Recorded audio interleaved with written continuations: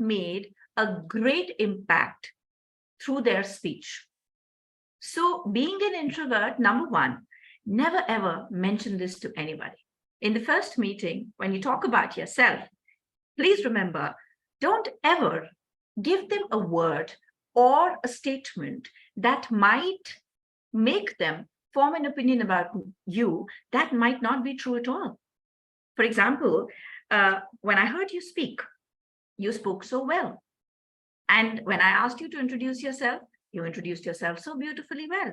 Now, if there's another person whom you give your introduction to, and you mention this word that I'm an introvert and I don't really initiate conversations easily, not, the other person might just form an opinion about you, thinking that, okay, this person is an introvert, maybe she doesn't even know how to talk properly, or maybe she's not one of those who is easily who can speak easily and converse easily. But on the contrary, you're speaking very well. So being an introvert, keep it to yourself. We don't tell the other people about it. Okay, let them judge us through. But as long as you're speaking, and as long as you're in the conversation, being an introvert or an extrovert does not matter. Okay, right. We have somebody else who's joined us, Rashi. Good evening and welcome. Yeah, hi, good evening. Good evening. Thank So you. good to see a smiling face. Yes, Rashi, let's Thank hear you. a little bit about you. I was just taking introductions from all the participants. So Yeah. what is it that you'd like to tell us about yourself? Okay, so beginning with, I'm Rashi Agarwal. So I come from a private sector service class family.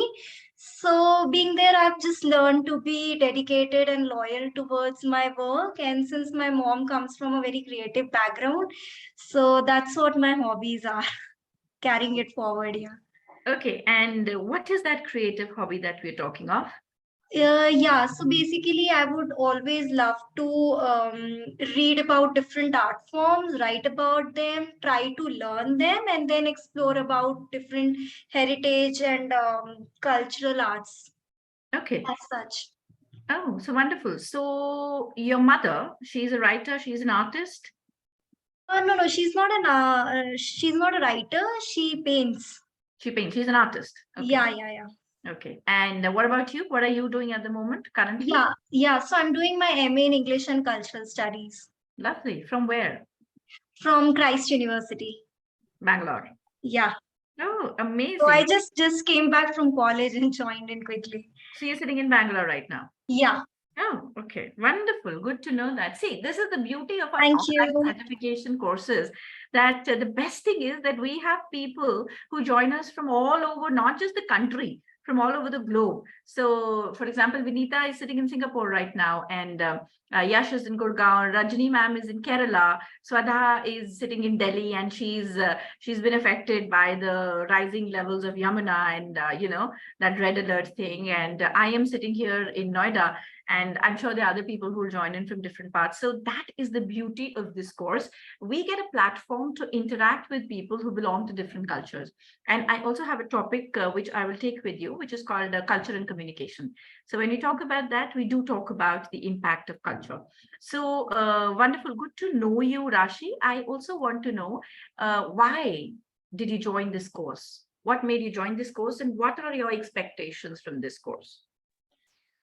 So first of all, yeah, I also come from Ghaziabad, UP only, so I could Okay. really relate to when you were talking about coming from Noida and Delhi. So yeah, it's been a while when I was looking for something to enhance my personality as such, because I realized like during COVID, after having sitting at home doing a graduation at home has really taken up a backlog as such. While I mean, those are the years when you're developing your personality as such. True. So I was just looking up for certain things that I could enhance my personality to through develop some professional skills as such. So that is when I came across this course and joined in. Okay, okay. All right, fine. So we just hope that we can fulfill your expectations. And by the end of the course, we hope that your goal of being in this course is achieved, and we'll try our best to give you that. Okay, so it's already 4:16 and I don't see anybody coming here. So doesn't matter. Let's just start. Now, before I start, a little introduction about me. I am Dr. Ishani Saraswat, and at present, I head the Amity Finishing School. I am the deputy director. I am also a professor by profession, and I have been teaching for the past 15 years. And I've been associated with Amity University for a very long time now. And I'm also a corporate trainer. So, soft skills, communication skills, that is my forte. And I love to interact with people, love to train them, love to bring about a difference in them. And the only thing I can help people with is the communication part. Now, when it comes to communication, it has a lot of connotations. And the best platform to understand communication is, of course, a face-to-face platform.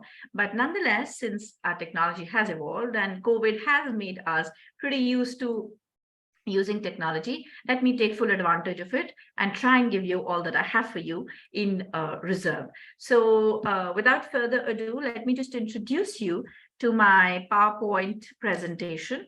And okay, so I will share my screen with you.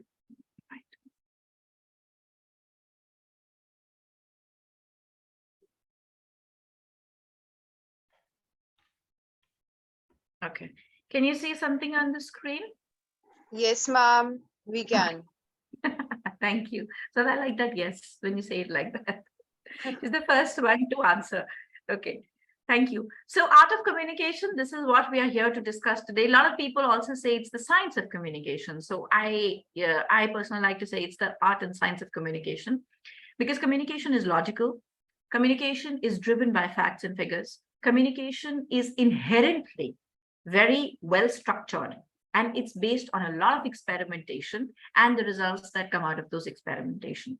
But it is an art form because the manner in which you deliver those facts, figures, those logical reasoning, those experimentation, the results that come out of it, and the manner in which you share those, that is in itself an art. So that is something that that is why communication becomes an art and a science.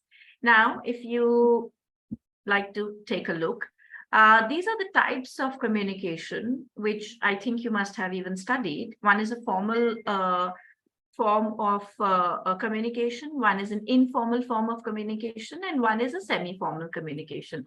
Now, I'm sure all of you know what is formal, informal. So informal communication is when you talk to your people who are, let's say, your friends, your family, or when you don't really observe a protocol while talking to people. So that becomes informal communication. Formal communication is when you talk to somebody in your workplace or in a situation wherein we observe a certain protocol, a set of rules, be it related to language, be it related to behavior, mannerisms, or be it related to the culture of that particular organization, right? So here, I would like to make a point, since many of you joined, the ones who are sitting here. Abir, welcome. Good evening. Good evening, ma'am. Good to see you. We've just started, and I'll come back to you with the introduction, but let me just kind of continue with what I've just started. I was just talking about there are three types of communication. Now, I just said that formal communication, right? The connotation and the meaning of this formal communication has completely changed over a period of years. So today, if I ask, okay, let me just kind of talk to Yash about it. Yash, I'm sure you would know that today, when you talk of formal communication with your colleagues or with your seniors, or when you go out and meet people in the workplaces, tell me, is it different from what you were taught in school? Yes, very much different. How? Yeah. Let's say if you're going to talk to someone who holds a very good position, yeah, very good image in this surrounding, right? So Yeah. we have to very much choosy with our words. We can't choose any word which can be disrespectful for them, right? Right. So Right. yeah, so this is how we should maintain in terms of talking to someone, in terms of like corporate world. Yes, but my point here is, See, you should know and you should understand that when we talk about communication, most of the people looking for communication skills today, they are looking for communicating in English language, right? Many of you would say that. I'm not saying that we don't know English, and I'm not even saying that English is the only form of communication. But when we talk about this language, we have studied an English which is called the Queen's English, right? So Right. Queen's English is the British English that the Britishers used to speak in. Okay, and this is what we were taught in schools. Now, what happened was that the Queen's English flowed down, and various generations started talking about it. Even when you talk about my generation, I was taught by Irish nuns, and the kind of English that we learned is very much different from the kind of English that today's students learn in school. One of the major reasons for that is technology, and second is cross-cultural communication or globalization. So what globalization did was, it gave birth to different forms of Englishes, right? So today, it's very interesting to know that we live in a world of Englishes. And why do I say that? If you tell me today that, ma'am, Americans, okay, or let's say you will say that, why do we say elevator? Why don't I say lift? Why do I have to say a faucet? Why can't I simply say a tap? Okay, why is it that I have to write COLOUR as color and not COLOR? So you might just ask me, ma'am, is it wrong? So what I will tell you is that it is not wrong, okay, but it is just an American form of English. Now, the biggest question is, which is the right form of English? Is it American? Is it British? Or is it some other form of English, right? So please remember, sticking to the basics never harms anybody. That's the best thing to do. English, okay? There's only one English, which is the British English, right?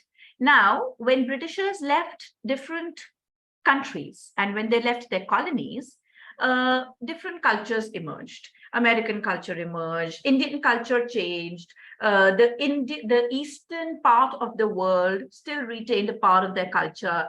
Then there were new cultures coming up, like Australian culture, like, American culture.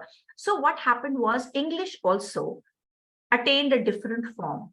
Now today, when I say that we can use a different form of English, which is an American form, why did that come on the top? Because America became the superpower.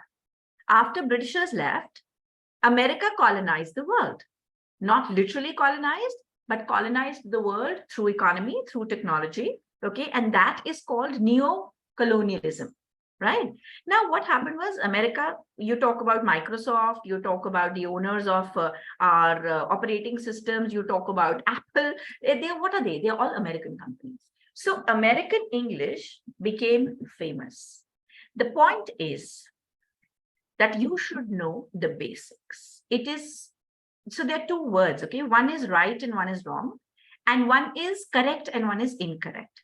So incorrect is, there is a relative term. For example, if an American says, okay, I want to know it from you. Now, if I ask you a question, and if I say, okay, we've got new people who've joined in, let me just ask them. Aman Mohan, welcome. It's good to see you back. Natasha and Deepti, welcome. Good evening. I'm glad you're all here.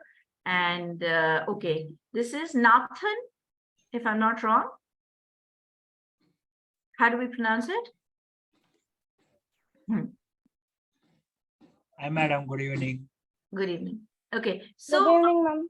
good evening. Good evening. So Natasha, I believe you've got a brother who's called Nathan Roy, if I'm not wrong. Yes, it's ma'am, Nathan. it's Nathan. It's Nathan. Nathan. Oh, it's Nathan. Sorry. Okay, sorry, my bad, because it sounded similar. So okay, this is Nathan. Okay, good evening, Nathan. A Good question evening. for you. When somebody asks you, how are you? What do you answer?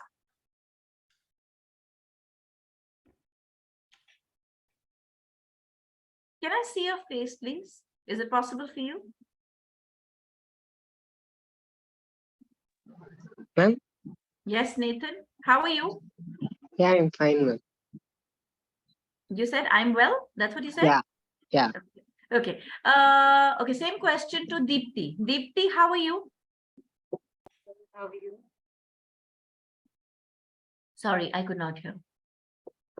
I'm good, and you? Okay, you're good. Okay, fine. Thank you. I'm also very good. See, the biggest mistake people make, number one, when you introduce yourself, okay? A lot of you still must be saying myself so and so. Does anybody say that? Okay, good if you don't say this, but a lot of people still say myself so and so. That is incorrect English. Why? Because myself is a possessive pronoun. So when you talk about yourself, you must proudly and confidently say, I am so and so, or my name is Rashi Agrawal, right? Now let's say, Vinita, you meet Rashi for the first time. Okay. I want you to tell me what will be the first thing that you will say to her. So Rashi and Vinita, both of you, can you see each other? Okay, let's hear your first conversation with each other. So you've met at some common event, okay? And I want you to introduce yourselves and to take the conversation further. What is it that you will say to one another? We want to know that. Hi, Rashi. I'm Vinita. Hi, Vinita. I'm Rashi. How are you doing? How is your day? I'm good. How are you? I'm doing well. So what brought you here to this event? Glad to hear. Thank you for asking that question, actually. So I had been looking for some personality development course as such. So that is when I came across and got in here. How about you? Same here. I was also looking for some improvement areas, and I thought this course would do good. Definitely. So yeah, that's how we land up So- here. I think then we'll continue with the course. Yeah. Okay. Oh, one thing amazing about these two girls, Vinita and Rashi, thank you so much, is that both of you have got such smiling faces. Who cares about the words? People would just keep looking looking at you and the way you smile. And when a person smiles and communicates, that is the best kind of communication. So now see, Vinita, what you said was, hi, Rashi. Guys, please understand, hi is not wrong, but it is informal. When we meet somebody for the first time, we must say either hello or we must greet and say good afternoon, good morning, or whatever time of the day it is, right? Second thing, okay, just a second. Swadha, if you want, you can leave the meeting. If there is an electricity problem there, then you might want to save on to your battery. So thank you so much. I've got everybody on board now, and I think we are good to go. There should be no problem. So if you want, you can leave, and if you want, you can stay here. Most welcome. I'll leave, ma'am, because there is an electricity That is issue and nice. I want to keep the battery charged Yes, as much as possible. exactly what I said, that you might want to save onto your battery. Thank you so much. And now I think Thank you. we're good. Okay. Thank Thank you. Okay, thanks. So number one, do not ever say a hi. Say hello. Okay, that's formal. If you talk to your seniors, if you talk to your friends, hi is fine, it's casual, but hello is formal. Second thing, how are you? Okay, that should be your next question. Now, do you know the origin of this word, how are you? You know how it originated? So the Britishers, when they used to greet each other, they used to say, hello, how do you do? Okay, and the answer was also, how do you do? Because non-verbally, they used to nod their heads. Okay, so they used to say, how do you do? And how do you do? But over a period of time, of course, English changed many forms and versions. So even if you say, how are you? When we say, I am good, you know, what are we doing? When I say I am good, I am telling you whether I am a good person or a bad person. I'm telling you my quality. Whereas what is it that I want to know? I want to know your state. Are you fine? Are you okay? How are you?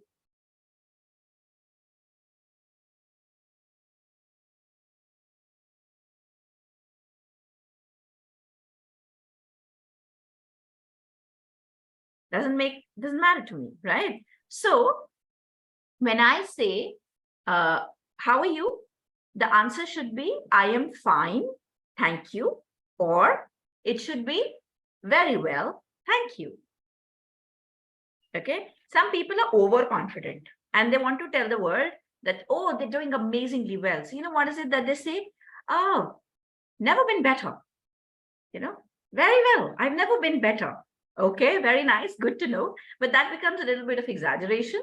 If you are the one who wants to come across as a formal, genuine person, then you can substitute your sentence. Instead of saying, I'm fine, thank you, you might want to say that, very well, thank you. Everything, thanks for asking. Thank you is a must. Okay. So I was talking of types of formal communication. We have nonverbal and verbal communication. The last session, which I called off day before yesterday, was a non-verbal communication. Okay, so I'm going to take that session in future now. So as of now, we don't talk about non-verbal communication, wherein we talk about our gestures, our postures, and the distance, the eye contact, the hand movements, the confidence building and all of that. So that session I'm going to take again in future. But as of now, today, what we're doing is we are trying to find out the attributes that make you a confident speaker and the attributes that help you become better with your communication and especially as a speaker. Okay, so non-verbal and verbal. Let me give you a little brief about it. You will be very surprised to know that verbal and non-verbal communication, okay, together 100% of communication, which includes verbal and non-verbal. In this 100% of communication, 93% of communication is non-verbal in nature. And it's just 7% of the words that make a difference. So imagine, and we spend all our lives talking about words. Oh, you don't know how to talk. You should use better words. It's fine. Yes, we must know the importance of words, but we must also realize that words, they complement, okay? And they support our non-verbal communication. And when I say non-verbal, I don't mean body language. Body language, my friends, is one little part of non-verbal communication that deals with sitting, the postures, and your standing and the walking part. Okay, non-verbal is much more and much beyond it. So we will take care of that in the next session. As of now, take a look. I want you to evaluate yourself on these 3 parameters.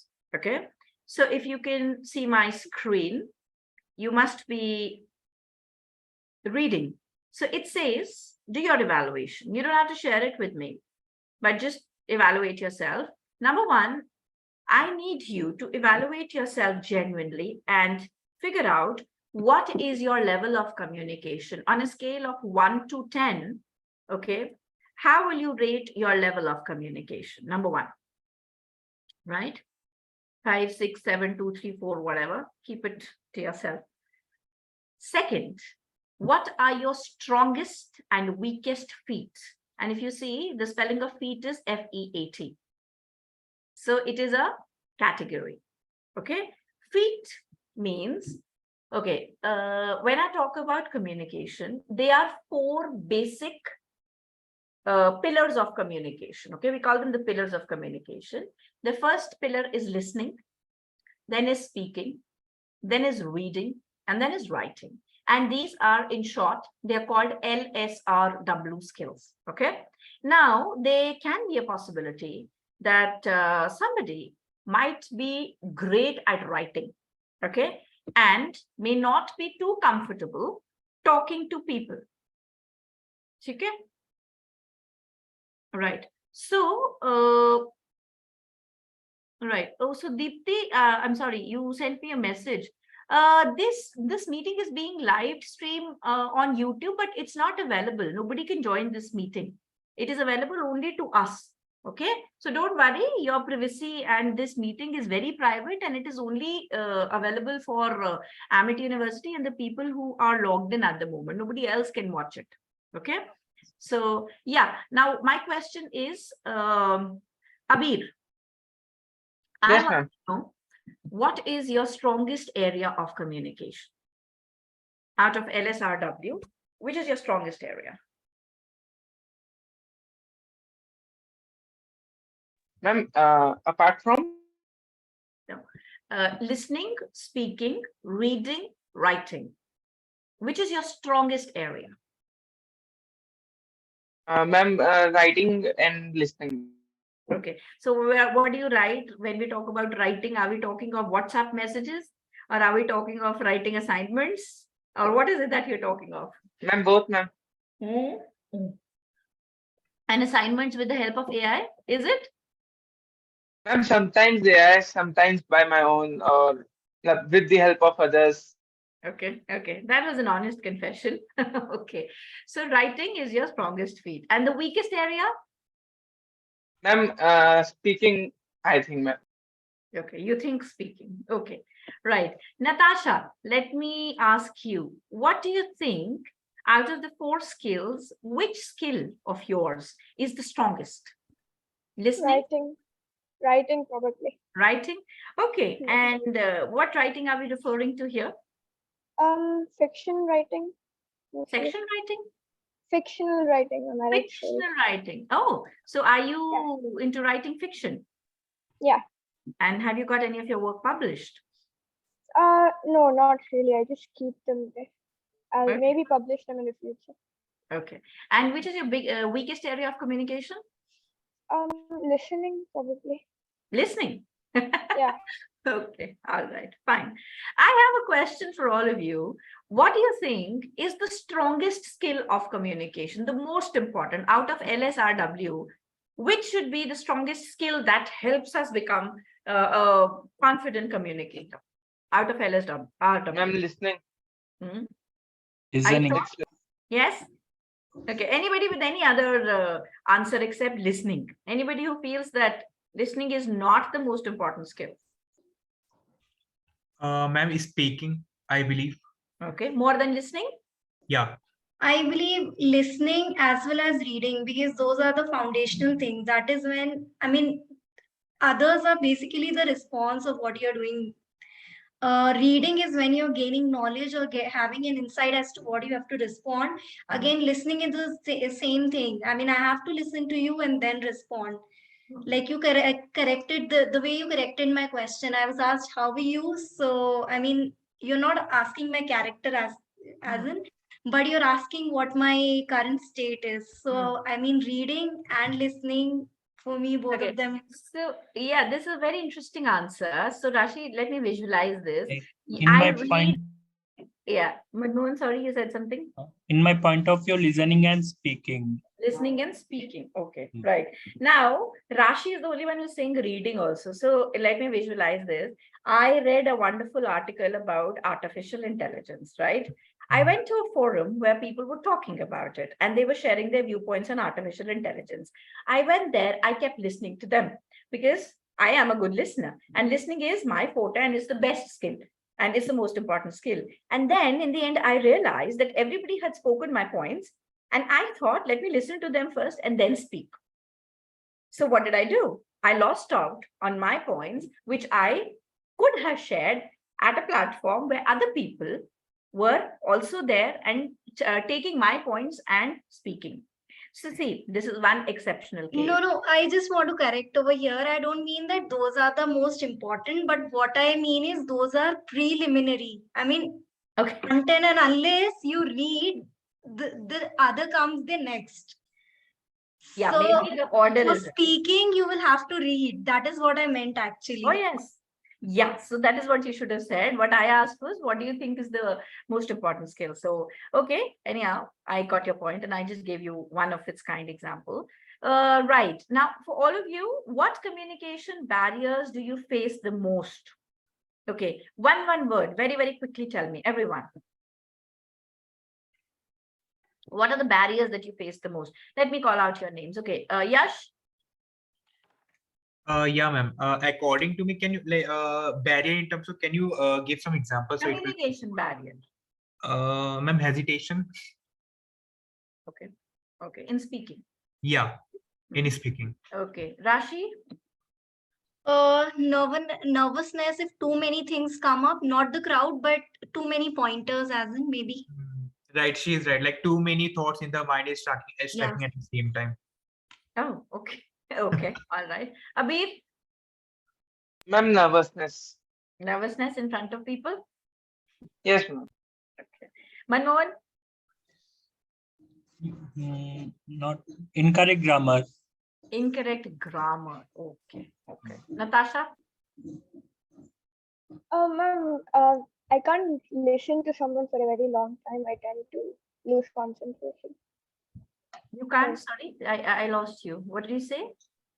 Ma'am, I can't listen to one person for like a very long time. Okay, I still can't hear you. I don't know. There's a connectivity issue. Maybe you can write down. I think she says concentration. Concentration. I don't know. I heard that. Yeah, she's not able to listen to a person for quite a long time Oh, because okay. Listening. Okay. Okay.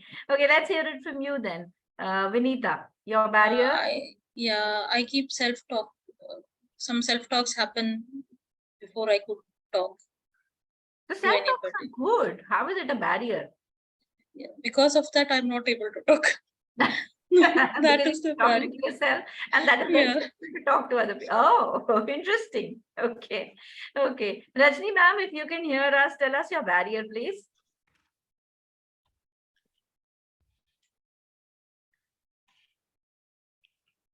Okay. Ma'am, you'll have to unmute yourself. We still can't hear you. Okay. In the meanwhile, Nathan, let's hear you. I think Rajni ma'am's just entered. Ma'am, nervousness. Sorry? Nervousness. Nervousness. Okay. Nervousness of meeting new people? Yeah. Okay. Okay. Right. Anybody else whom I've left?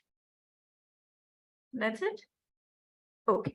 All right. Now see, from what I could gather, I understood that most of you have an inhibition of going and making conversations. And if you get down to the reasons, when we kind of evaluate that what would be the reasons behind our inhibition. So I will get a number of answers like one, the fear of being judged, right? The fear of being judged. Second is, will I be able to speak grammar correctly or not? As Manmohan just pointed out. Yeah. Third would be, do I know how to speak proper English? What if I make a mistake? Not just the grammatical mistake. It could be pronunciation also. It could be expression. It could also be using the wrong word at the wrong time. Yeah. And the fourth could also be that what if I say a wrong fact? What if I quote something wrongly and people start making fun of me? Right? So I'll tell you something.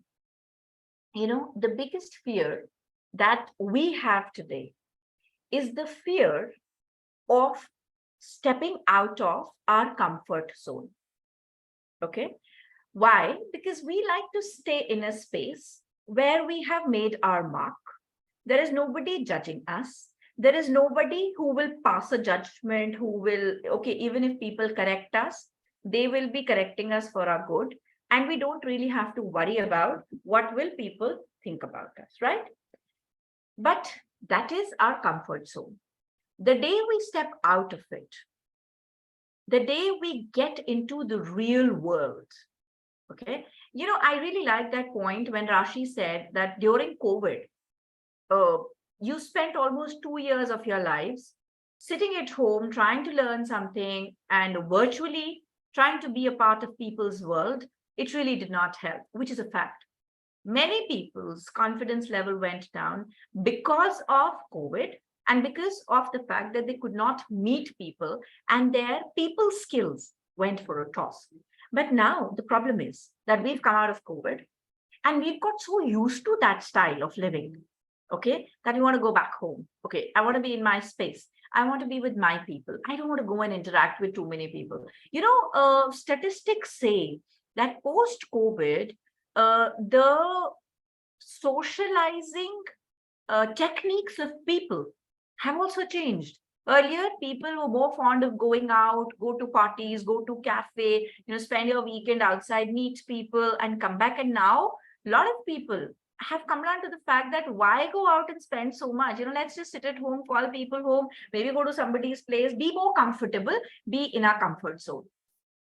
Because that is what COVID has done to us. But the problem is that this is not going to last forever. And how do we get back our confidence? So a few pointers for you here.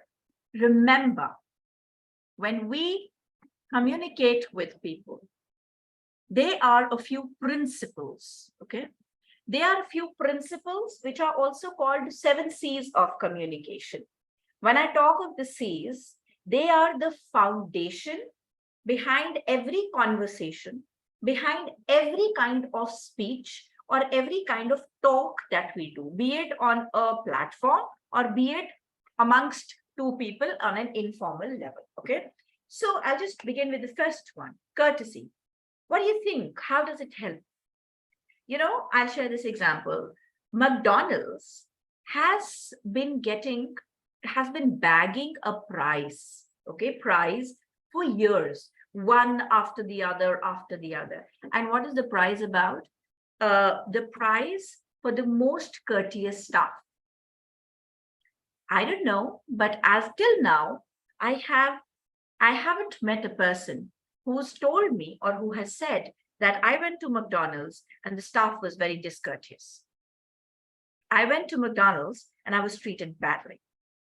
And what is the philosophy on which they work? It is simple. Thank you, sorry, please. The 3 magical words. And the manner in which you speak those words. So if I say, see, basis of communication, always remember, feel the words that you are speaking.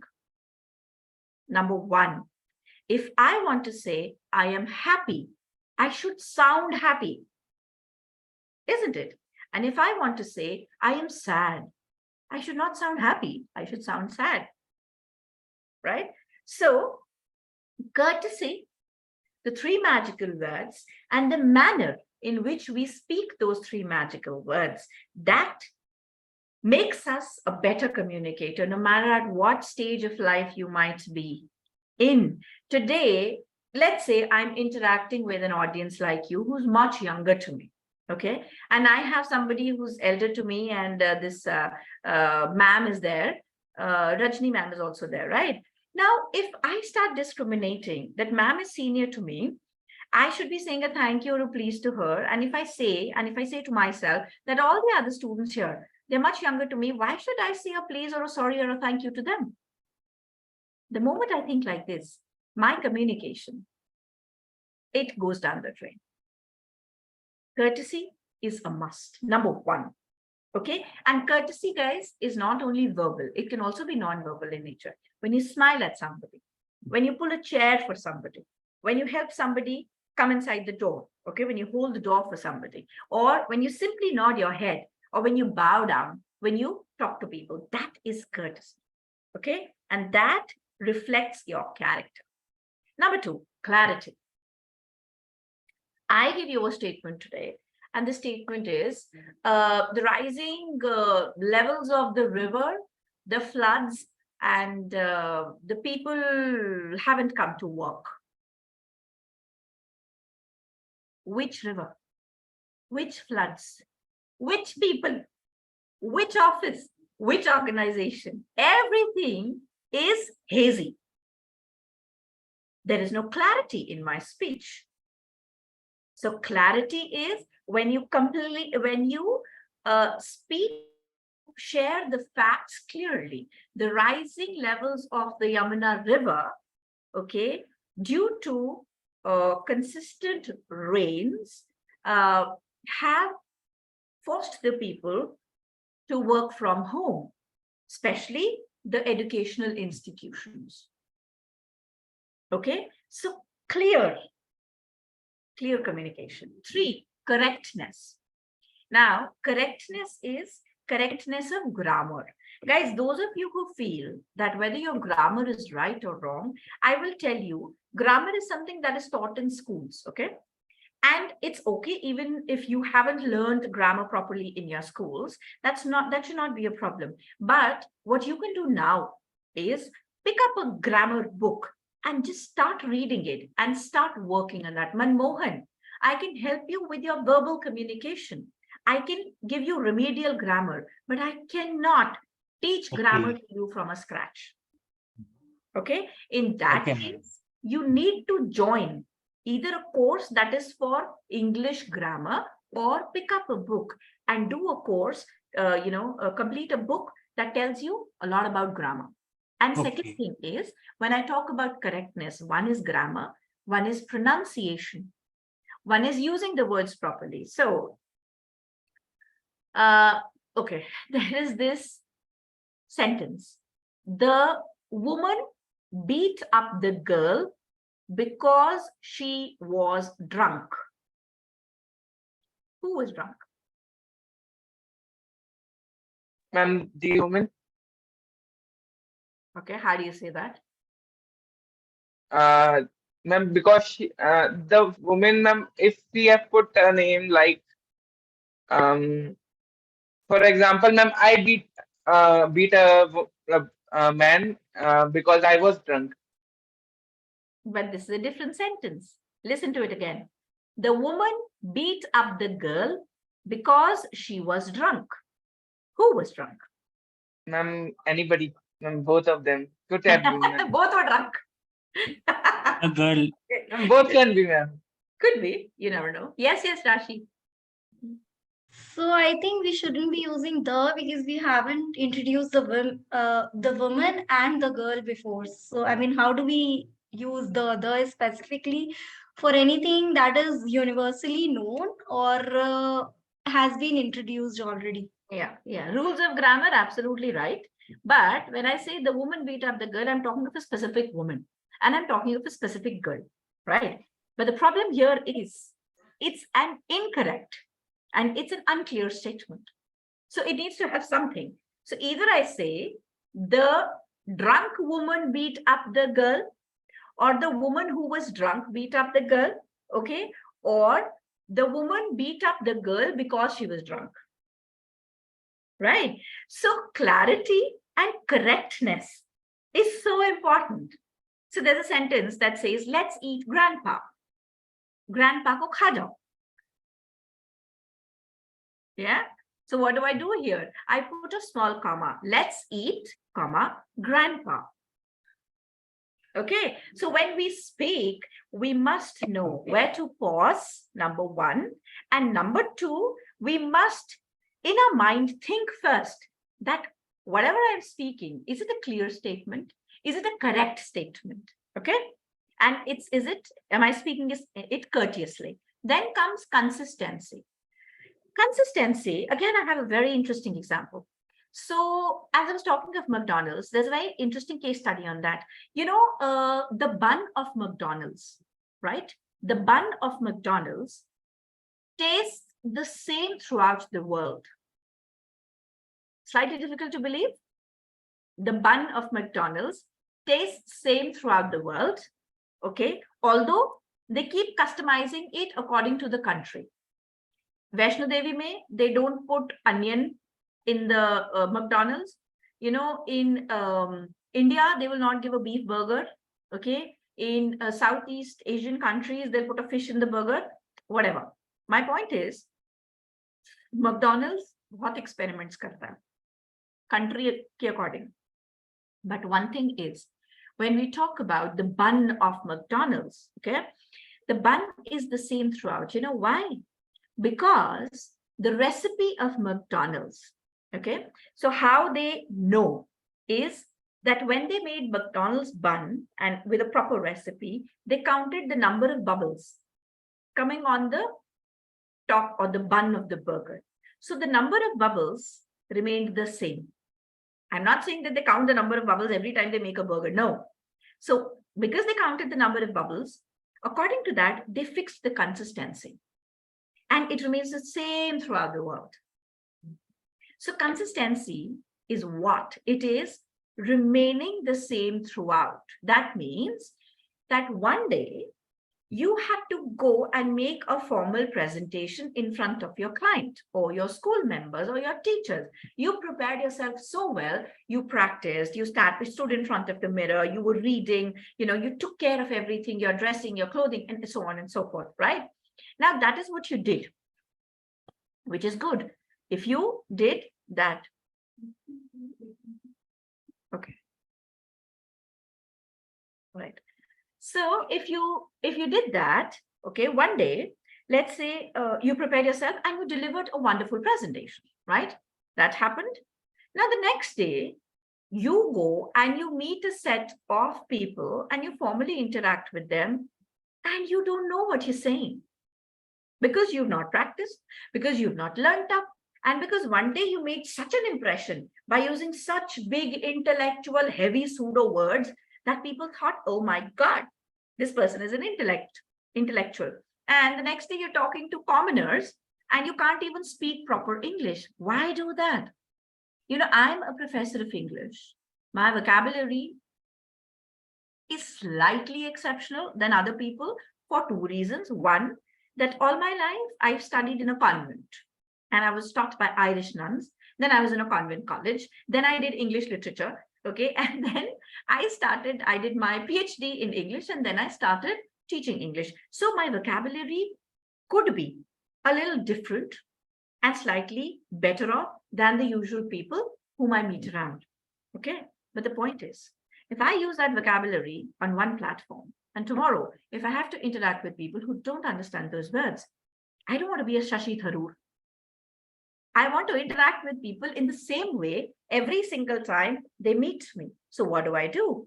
I maintain a consistency of my language, of my words, of my expressions, and I keep adding to my vocabulary, but I don't do things like one day I'll be a prolific speaker, second day, oh my God, I'm struggling with my words. No. So define your style, guys. It is absolutely all right to use simple words, effective words, okay, and short sentences. There is something called a KISS rule, K-I-S-S. Keep it simple and short. Not the KISS. Keep your sentences short and keep your words simple. Even then, you can be as impressive as anybody else. Okay? Then is concreteness. Concreteness kya hoti hai? What is the role of concrete in building, in making a building, guys? What is the role of concreteness? What do you think is concreteness? Guys, what is the role of concrete? Ability and strength, I guess. Yes, it is stability and strength. So what does concrete do? It gives strength and stability to a particular, structure, right? Now, concreteness in language. When we talk about news reporters, we will hear them talk about things and they will quote facts. They will quote examples. They will quote figures. Okay. Now, when a random person makes a statement like, I think that reservation should be banned in the country. It's a powerful statement. And you're speaking it out in the open. It's a national statement. It's a national issue. If I say, I think reservation should be banned in the country, who is going to listen to me? I think, who am I to think? Yeah, I can think, I'm allowed to think. I'm allowed to share my viewpoints. But instead of saying a random statement like, I think reservation should be banned, it would be much effective if I said that, reservation was started by B.R. Ambedkar as a 10-year policy so that the backward people could gain opportunities and come at par with the other people. But it's been 75 years, more than 75 years, and a country still is banking on reservation. I think it's high time that we stop it. Does this make my statement stronger than what I said previously? Yes or no? Yes, right? Why? Because I gave a fact, I gave a figure, I gave a logic, and I gave a strong sentence. So concreteness will make your talk more impressive. Your facts, your figures, your examples, but you've got to read a lot. And now I'm coming to Rashi's point. You know, Rashi, reading is one habit that makes you a very profound person, a person who's well read. Okay, you can't take that person lightly because that person knows exactly what the situation is. And people who just listen to things from here and there and they blabber those things, they are less profound than the person who's a reader. And people gain knowledge through different means. कुछ लोग internet को पढ़ के knowledge लेते हैं, कुछ लोगों को सुन के knowledge लेते हैं, कुछ पढ़ के knowledge लेते हैं. Okay, but the best people who can never go wrong are the ones who read a lot and who remember, of course. Okay, then is conciseness. Conciseness. I can take 50 minutes to explain what are the 7 C's of communication, but I know the paucity of time. I know the importance that needs to be given to this. I know where to stop. So if I were to ask you, okay, let me get to you. Okay, Nathan, are you there? Yes, ma'am. Okay, Nathan, I want you to explain one Sunday in your life. Everything that you do. Can you repeat that, please? Okay, so Saturday, Sunday is a weekend, right? Yeah. Sunday, usually, how does your Sunday go? Yeah, I wake up around 10. Then I don't do much on Sundays, but I just do whatever. I listen to music most of the time. Go on. And sometimes I watch movies. And that's it, nothing much on Sundays. What about food? Yeah. Even like most of the time I don't eat breakfast, so it's like not very regular. Okay. That's Anything only else, on Sundays. anything else you want to add? Yeah, I don't think if it's like only on Sunday, there's nothing other than this. Okay, we just lost you in the end. Nathan just gave us an example of a typical Sunday in his life. And all that I could hear was, okay, I don't do much on Sundays. I wake up late, I listen to music, I watch a movie, and that's it. Okay, Nathan, you don't have to take it personally, okay? It's just a very, it's a collective thing that I'm going to be talking to you about. Why would I want to talk to somebody who cannot explain one single day in his or her life in a particular manner? A lot of people will answer like Nathan. A lot of people will say that. I don't do much on Sundays. Yeah. Many people will also say, nothing much. I just chill. I just chill at home. A person who can't even construct one single sentence and describes the entire Sunday, that's not going to help you. What I'm saying is, number one, I can go on to say, oh, I wake up on Sunday mornings, they start late, then I start with a brunch, and then usually I laze around the house, I'm with my family, I watch some TV, and I'm very fond of Netflix or maybe, OTT, and then after that, I do enjoy a nice lunch with family. I go on to watch movies, I listen to a lot of music, I even take a nap during the day, so on and so forth. Now there are 20 statements. Nobody will listen to me either because I'm giving them over information. So the aim of good communication is too concise or too smaller or to contract or to make your information complete and short. So how is it that I can say, My Sundays usually start late with a brunch and some family time. Then I go on to watching OTT. I relax and I listen to music, and then I push off early, or maybe I sleep early because Monday is working. Now I've constructed it in a way where I'm telling you that I do all of this. Okay, my sentences are merged, but I'm making sense. And I've also told you what my schedule is. Okay, guys, remember, people like talkers who are logical, who can construct proper sentences, who can give them maximum amount of information in minimum amount of words. Okay, and that means it has to be clear, correct, concise, concrete, and you've got to be considerate, consistent, and consideration. Consideration, what is consideration?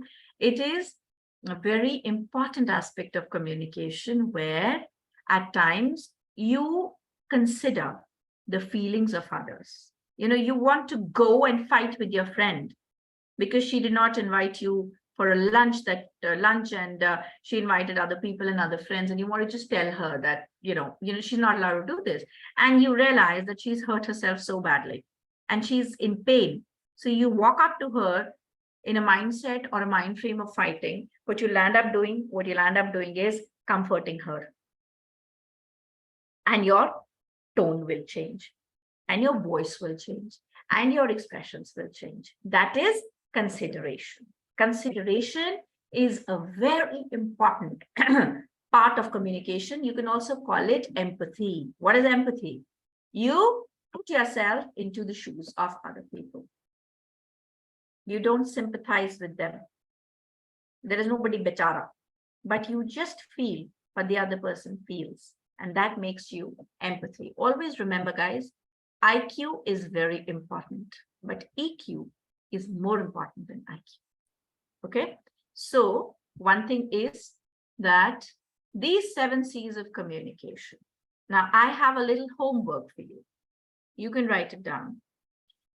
Now, when we have our next class, okay, this Monday, I will not take the class, and you have Roshi ma'am who will talk to you about etiquette and all.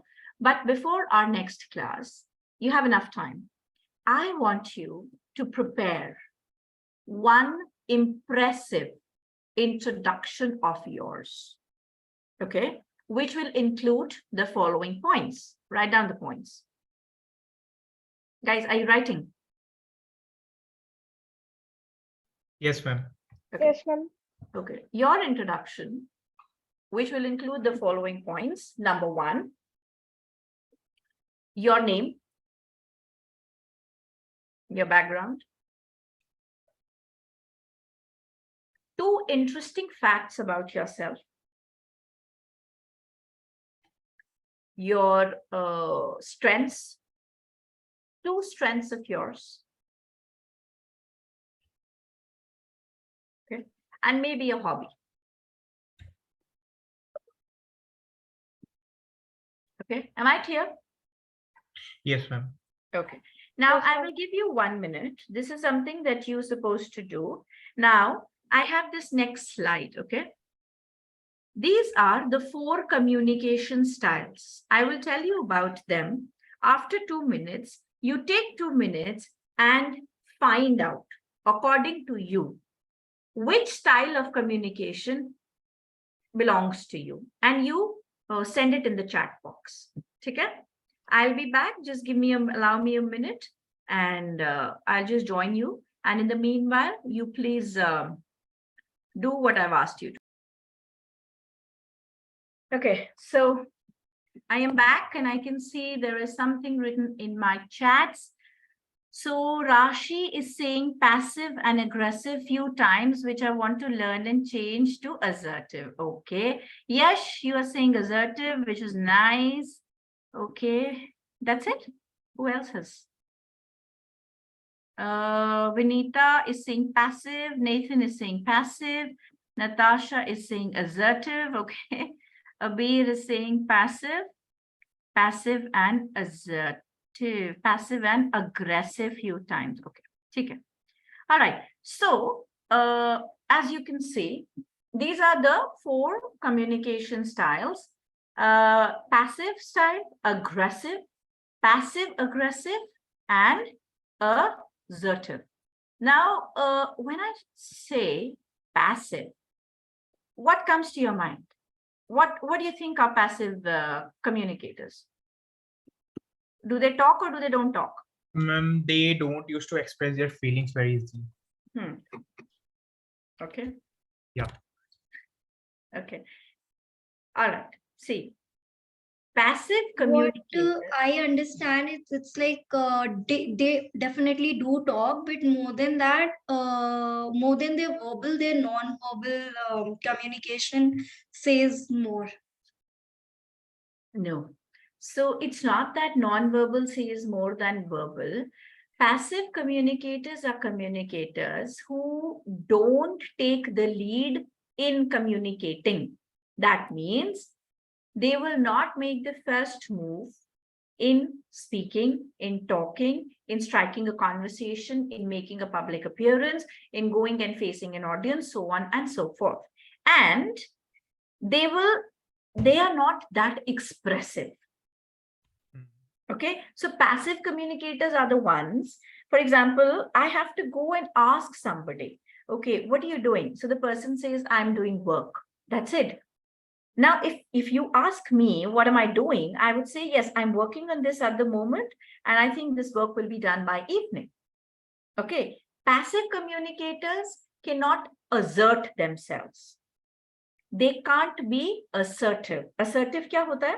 What is being assertive?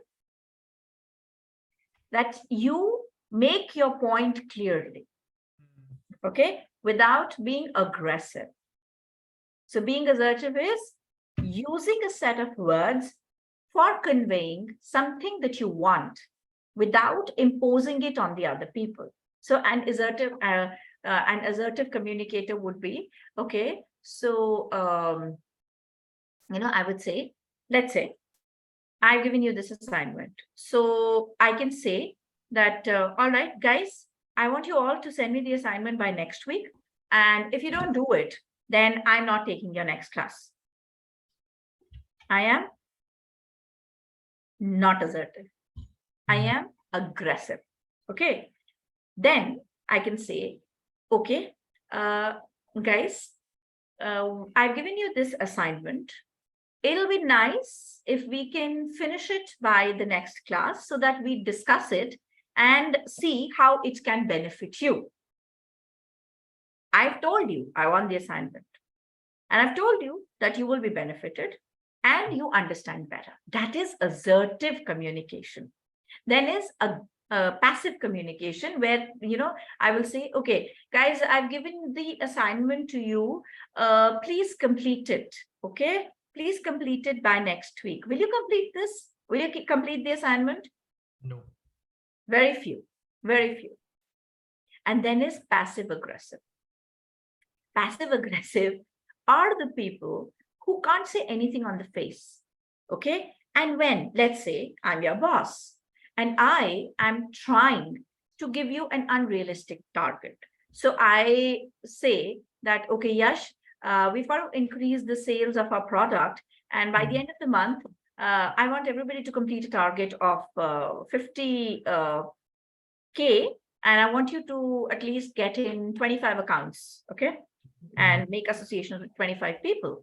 Now, Yash, this is an unrealistic target, okay? Tell me, how will you respond to it? In terms of let's say you gave me the target of 50K, right? And we want to have the 25 key accounts, right? So it is very unreal to me, but I'm not going to say on your face, right? So I'm going to talk to my employees, talk to my friends and tell them this is very unreal, like expressing my negative feeling to them indirectly. Okay. Yeah. And what will you say? Say in terms of? The dialogue. To the boss. No, behind my back. Behind my back, that this is very unreal. How can someone give this target? No one has done this before and all that. Okay.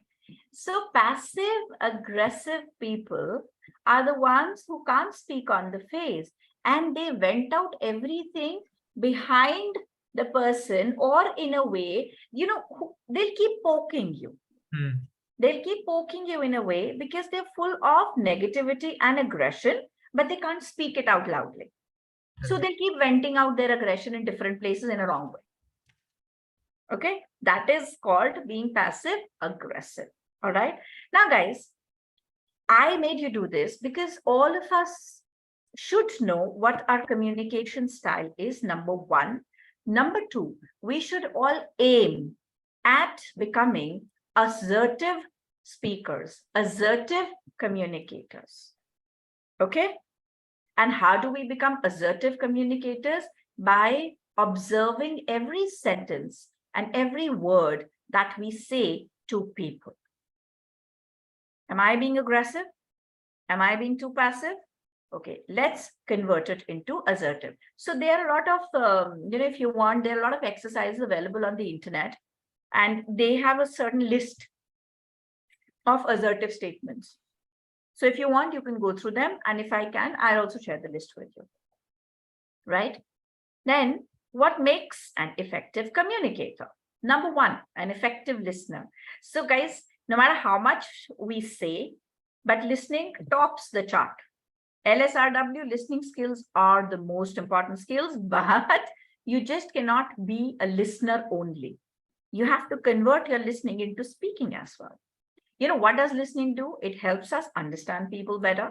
It helps us understand more facts and figures, and then it helps us share those facts and figures. That is the role of an active listener. Okay.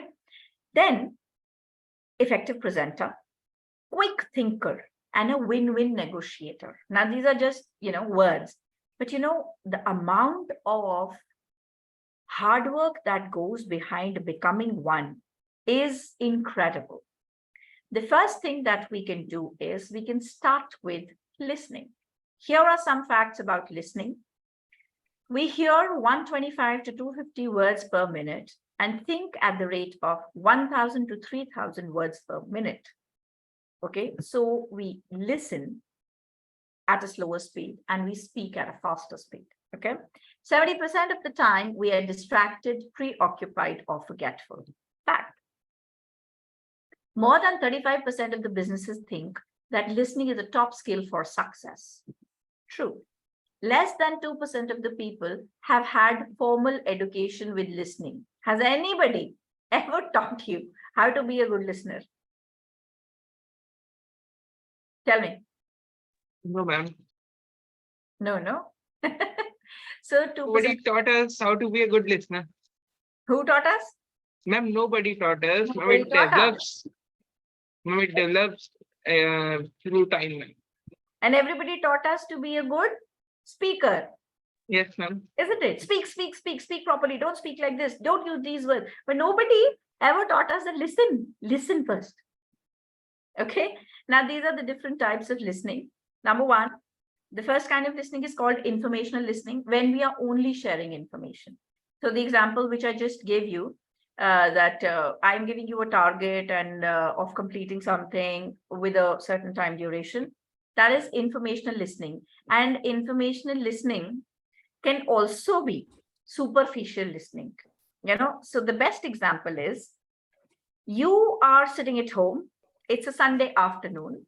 Your room is in a mess. Okay, your room is in a mess, and your cupboard is in a mess, and your mother walks up to you, and you are watching your favorite show on Netflix or some other OTT. It could be anime, it could be some other show. I really don't know what you're fond of watching.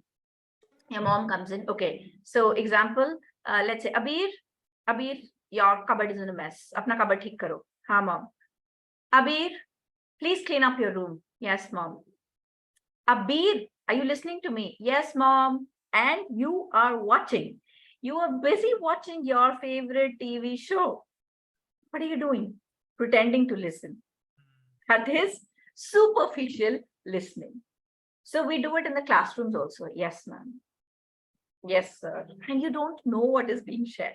Okay. Superficial listening is the worst form of listening.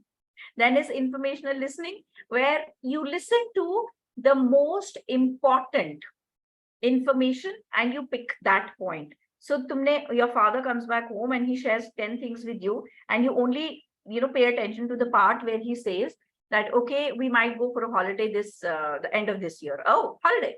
Yeah, who said holiday? Okay. And what about the other things that are being shared with you? Nobody knows. Who knows? Okay. Critical listening. Critical listening, when you go for an interview, right? When you go for an interview, every word that the interviewer speaks is important, right? Now, when you have to pay attention to every word and analyze that word, then you listen critically. That means evaluatively. Okay. Then is active listening. Active listening is again a kind of, it's also called focused listening. So active listening is, let's say you are at an airport and you can read the various time schedules of your flights, and there are announcements being made. Now, obviously, if there are 10 announcements being made around, you will not listen to all of those. You will only pay attention to the one that concerns your flight. Okay, that is active listening. So active listeners, they pick up the most important information, okay, but they formulate that information and they are focused. So active listening is more focused listening so that they can respond accordingly. And then is empathetic listening. That is the most critical skill that a person must have. Empathetic listening, when, okay, your best friend calls you, it's 12 a.m. Okay, and where is this girl who's sitting in Singapore? Vinita, right? Vinita? Yeah. So Vinita, it's 12 o'clock Indian Standard Time. Your friend calls you from India. Okay. And what time would it be in Singapore?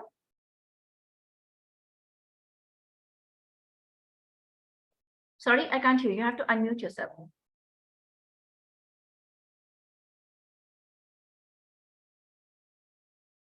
Still can't hear you. You're not unmuted. Sorry. Yeah, 2:30. 2:30 what? PM? AM? 2:30 p.m. PM. So yeah, you're before India. No, so then I'm giving you the wrong example. No, 2:30. You called me at 12 a.m. Is it, or Yeah. 12? Yeah, 12 a.m. a.m. Then it is 2 a.m. 2:30 a.m. Singapore It is 2.5 hours ahead. Ahead of India. Yeah.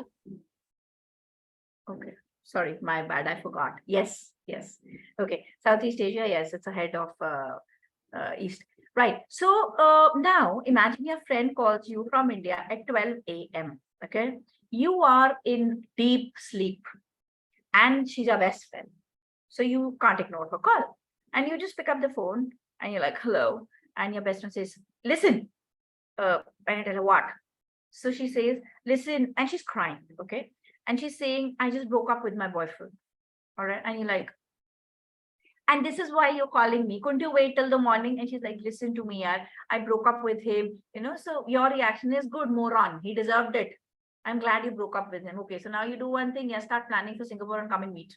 Right? Or you could say, are you okay? Okay, stop crying first. Okay, now tell me the story. Listen, you've disturbed me in the middle of the night, okay? For this reason. But still, the point is, guys, you are still listening to her. You are still responding. You are still comforting her in some way or the other, okay? You don't care what the facts are. Whether she broke up because he was having another affair, whether she broke up because he was rude to her, whether she broke up because he wasn't good enough for her, or any damn reason.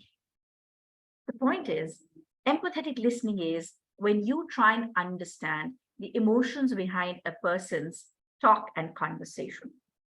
When do we become good communicators? When we listen to the person, not just by words, not pay attention only to facts and figures, but the emotions behind that. That is empathetic listening. And empathetic listening is the most critical skill that is needed in managers today. I conducted a training with Mercedes-Benz. It was the beginning of this year, okay? And we were training their CEOs and MDs. And I was taking a session on something to do with listening and luxury and all. And there, I asked them, How many of you are empathetic listeners? Very few could agree to that.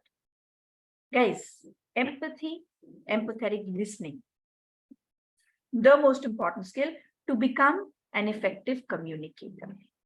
Okay, so But ma'am, one question. Like yes, when we when we say empathetic listening, we are having a feeling also, right? Then wouldn't that impact the decision making also? I was coming to that. You know, empathetic listening. Empathy is trying to feel what the other person is feeling, right? But that is just the listening part. When you speak, you don't speak under the influence of that feeling or emotions. So I can be empathetic to you right now, and I can be assertive when I speak with you. Okay? But listening wise, you must always be empathetic.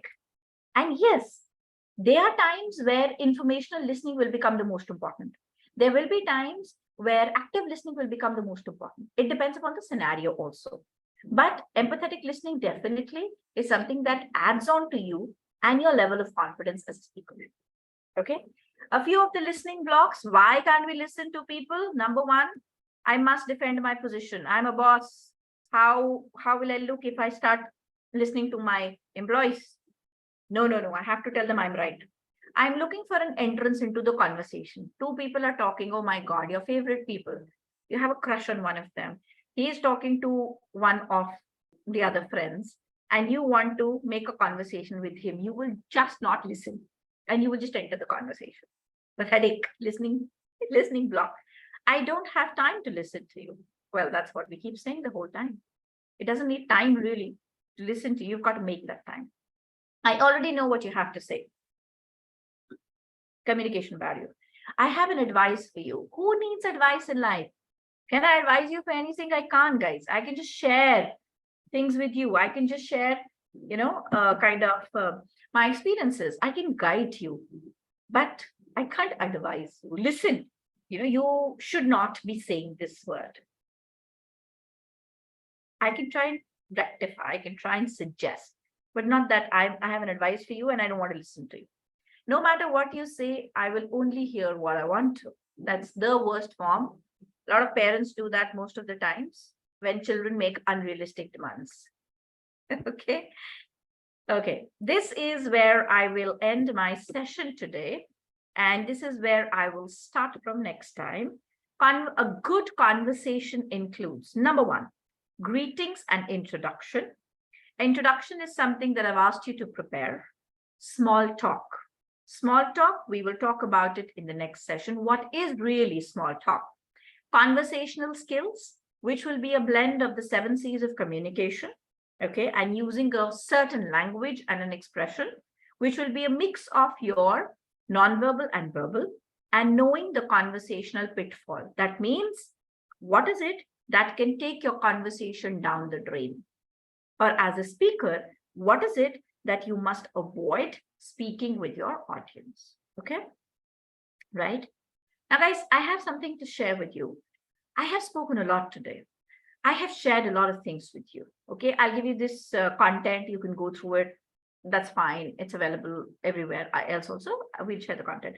But my point is that communication can't really be taught in 1 or 2 or 3 or 4 classes. It can only be improved if you make an effort.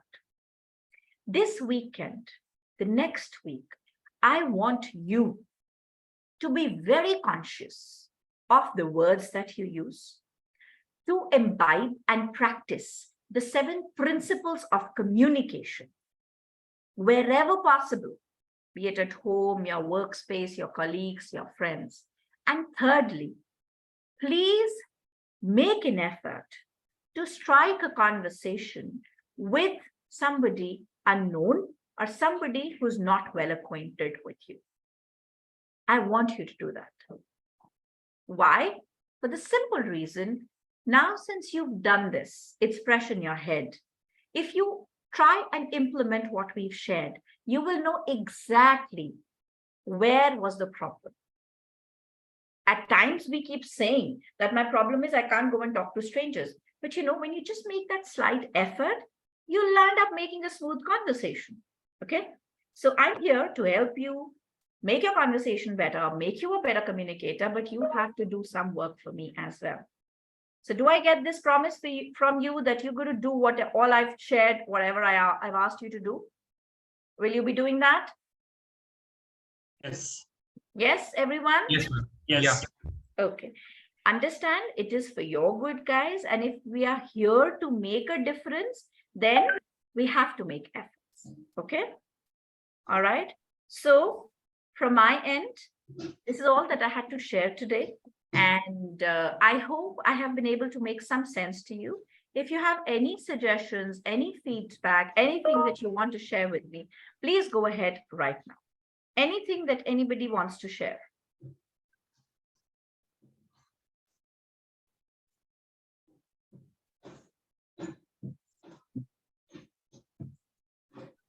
Hello. Okay.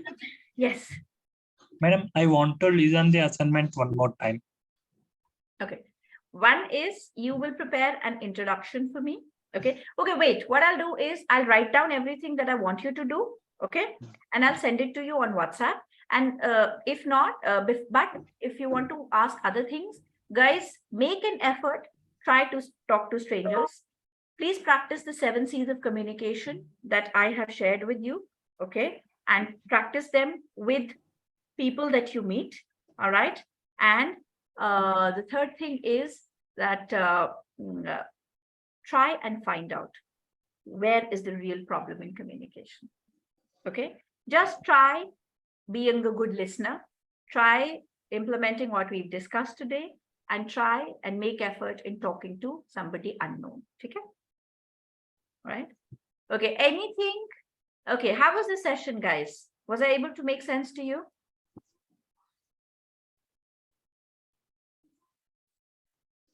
Yes, ma'am. Very good session. Okay, guys, did you understand something in the session? Was Yes. it helpful? Was it effective? Did it make some kind of contribution to your knowledge? Yes, madam. It was a wonderful contribution, and nowadays it will be helpful for me because as my job has affected in layoff, and it will be helpful for me. Okay, I'm glad. I'm glad. Okay, I'm looking for more feedback. If there's anything that you'd like to share, I still have 2-3 sessions lined up with you. Don't worry.